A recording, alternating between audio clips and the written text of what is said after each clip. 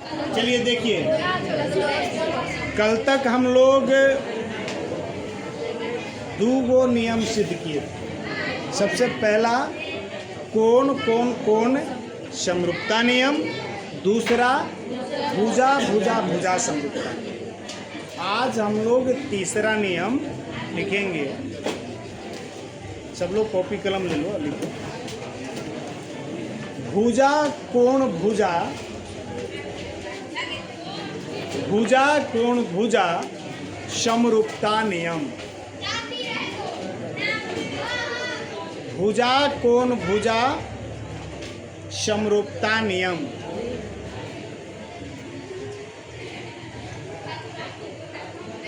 Dash दे करके लिखना शुरू करेंगे।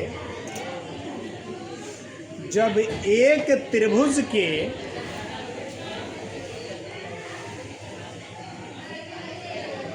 एक कोण, जब एक त्रिभुज के एक कोण और उसे अंतर्गत करने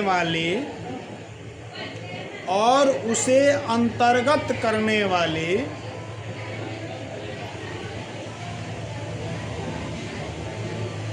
दो भुजाओं का अनुपात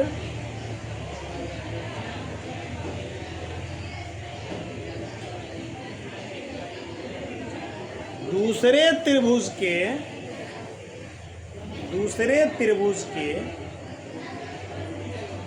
एक कोण के बराबर, एक कोण के बराबर और उसे अंतर्गत करने वाले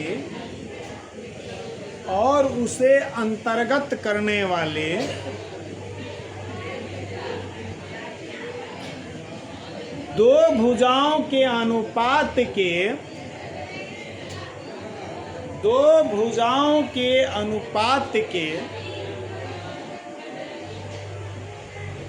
बराबर हो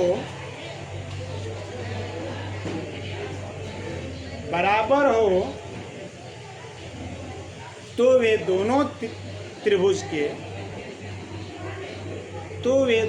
त्रिभुज के सभी संगत कोण बराबर होंगे। सभी संगत कोण बराबर होंगे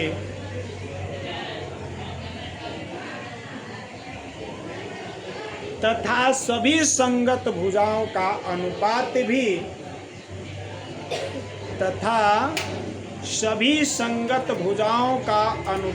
भी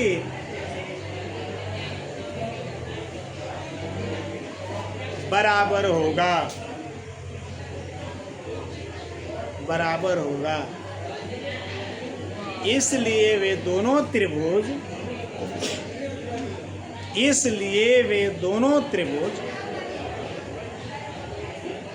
समरूप होंगे।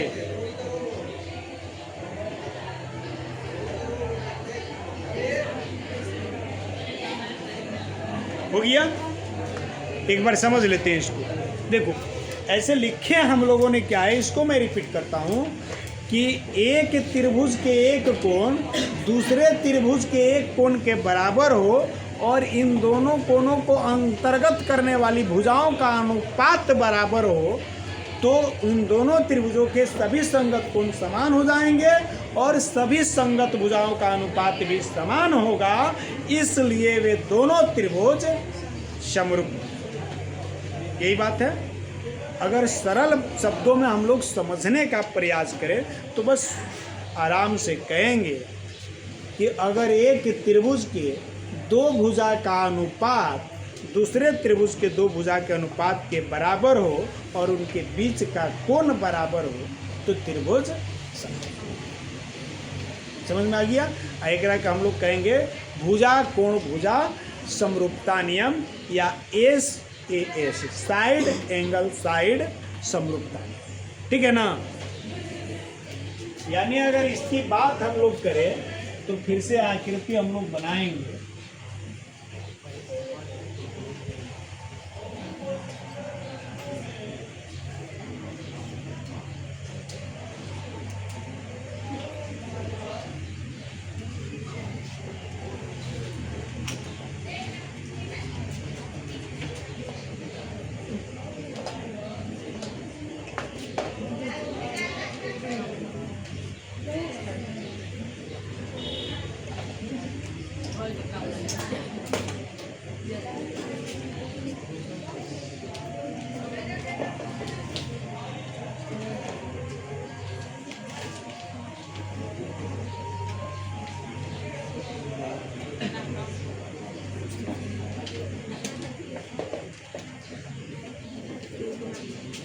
ये त्रिभुज ए बी सी और ये त्रिभुज पी क्यू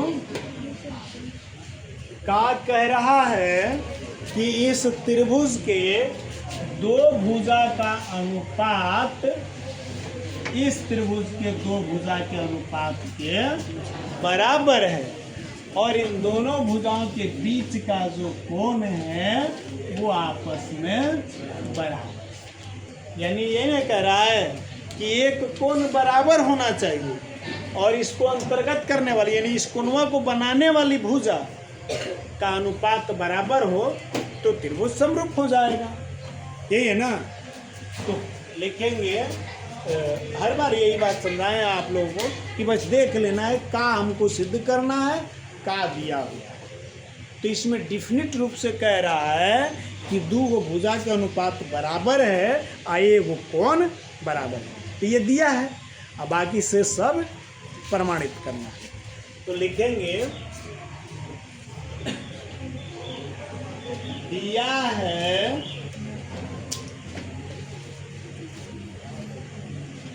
ए बी बटा, उसको पहले लिखेंगे ना, पी क्यू बटा ए बी बराबर पी आर बटा ए सी दिया हुआ है और साथ में कोण P बराबर कोण, इसलिए त्रिभुज पी क्यू आर समरूप, ये तो सिद्ध करना है। दिया है में इतना ही ना, अब लिख देंगे सिद्ध करना है। कल बताए थे सिद्ध करना है में का लिखेंगे। सबसे पहले कह रहा है कि सभी संगत कोण समान है, यानी कहने का मतलब बाकी का बच गया कोण B बराबर कोण Q बराबर कोण P और कोण R बराबर कोण, अब लिख दो A बराबर P बराबर A, सभी कोण बराबर हो गए। अब भुजा का अनुपात भी पी क्यू बट्टा ए बी बराबर पी आर बट्टा ए सी बराबर क्यू आर बट्टा बी सी, इसलिए त्रिभुज पी क्यू आर समरूप त्रिभुज ए बी सी। यही सिद्ध करना है ना। हाँ जी दिया हुआ है का, तो सिद्ध कहाँ कर रहे हैं, सिद्ध करना में लिख दिए। अब भुजवा कहो कि दो को काहे लिख दिए, अब वो कौची के सिद्ध करेगा। लिख दिया गया तो भारी थोड़ा जाएगा, बोझा थोड़े उठाना है। लिख दिए। अरे हमको भी पता है कि बराबर है तो बाकी दो को बराबर किया तो तीनों ऑटोमेटिक बराबर हो ही जाएगा ना, बुझाया। अब खाली लिख देंगे कि कोण B बराबर कोण Q और कोण C बराबर कोण R, तो ये तो काम चल जाएगा। अब भुजवा के लिख दिए कि क्यू आर बटा बी सी, तो क्या करा Q बराबर क्यू आर बटा बी सी ना, तो इधर फिर लिखना पड़ेगा कि ना। बात समझ में आ गई। जो दिया है उसमें दिया है, बाकी जो बच जाएगा तो सिद्ध कर देंगे हम, हो गया ना। और ये हम लोगों को पता भी है कि वास्तव में करना क्या है। अरे खाली सर्वांगसम करेंगे वो सबे अपना मने हो जाएगा कि ना हो जाएगा। तो रचना कल किए थे और हमने बताया था कि सब में यही रचना है, यानी रचना फिर वही करना।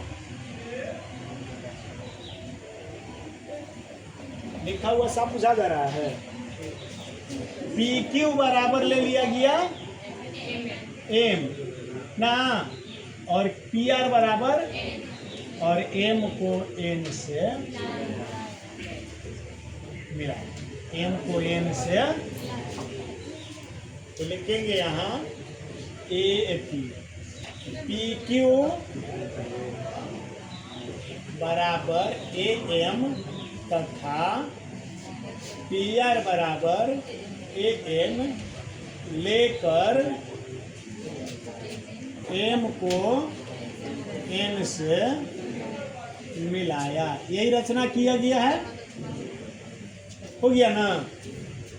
अब आ जाते हैं परमाणु।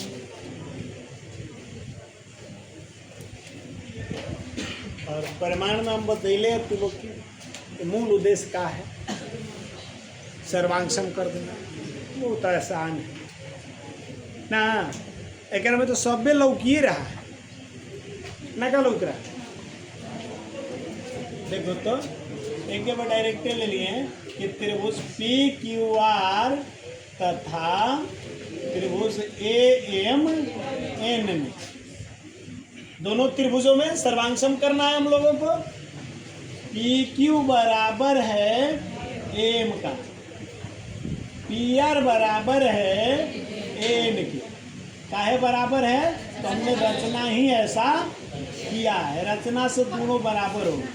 कोण P बराबर कोण A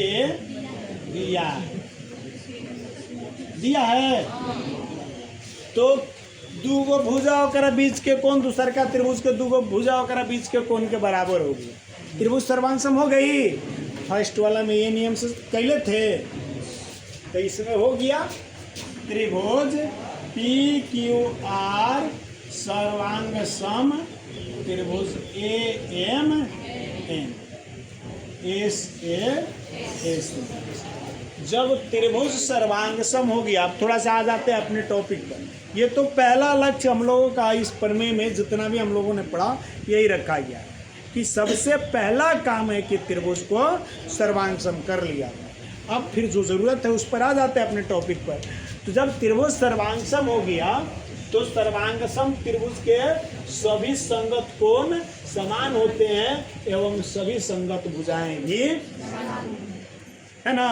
तो इसलिए अब लिख सकता हूं ना मैं कि कोण Q बराबर है कोण M के और कोण R बराबर है कोण और MA के।